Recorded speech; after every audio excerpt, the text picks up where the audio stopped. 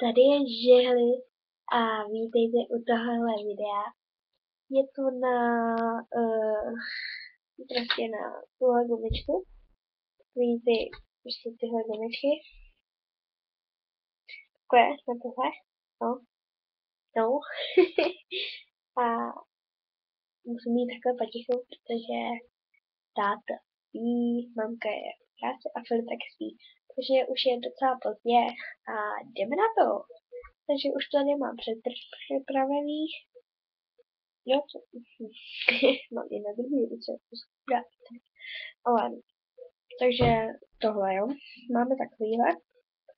Stačí, může to mít na prstech, na tuškách, ale vždycky, nebo měli byste, když si koupíte balení, tak byste dostali tohle.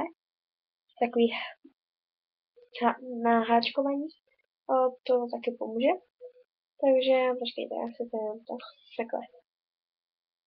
Vždycky na začátku si nasunete 3. Já teď tam mám oficiálně 2, ale teď to dáme 3. A vždycky takhle. Takhle vidíte, 1, 2, 3. Vezmu ten poslední, ten bílej v mém případě, přehodím to přes tohle, pustíme a druhou stranu pustíme. Tak a teď tam máme mít růžovej, tak si vezmeme růžovou barvu, navlíkneme a teď zase ten poslední. Takhle to děláte, dokud se vám neudělá tohle. Teď je zase bílej.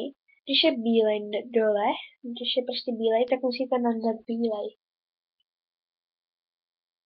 Nadáte, přehodíte, napáchnete a zase růžovej, protože ten mi tam vychází růžovej, tak tam dáme růžovej. U nás, u Vietnamců se ty gumičky dají koupit za 20 korun, no. Tak, a dokud nebudete mít na svoji ruku. Takže já to asi střihnu a taky čauky.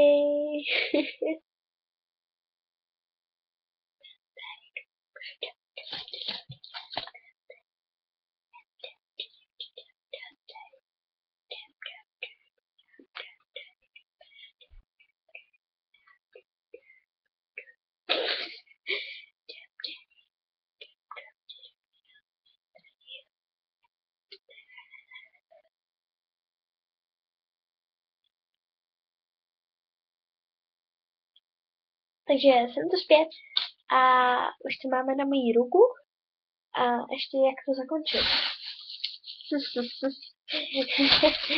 Vezmeme si stejně balení, nebo neviděla jsem ještě zvlášť, že to bylo, máte takovýhle esíčka.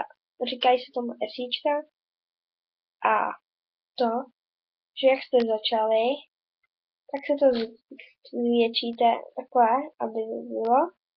A to jednou esíčko dáte do toho, takhle, aby to bylo a aby se to nerozbilo.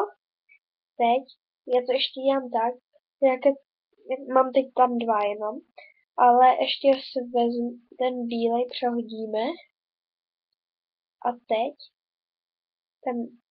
teď do toho dáme tohle, ne? Pěkné. A dávejte si pozor, aby se vám to během nenudělalo. Tak, teď si to musíte zvětšit, jo. Jednička. Si to zvětšíte. Dáte si to na ruku. No. A náramek je hotový. Takže už mám takovýhle. Takže, takže já se s váma loučím a čauko. Počkejte, můj název. Čauko.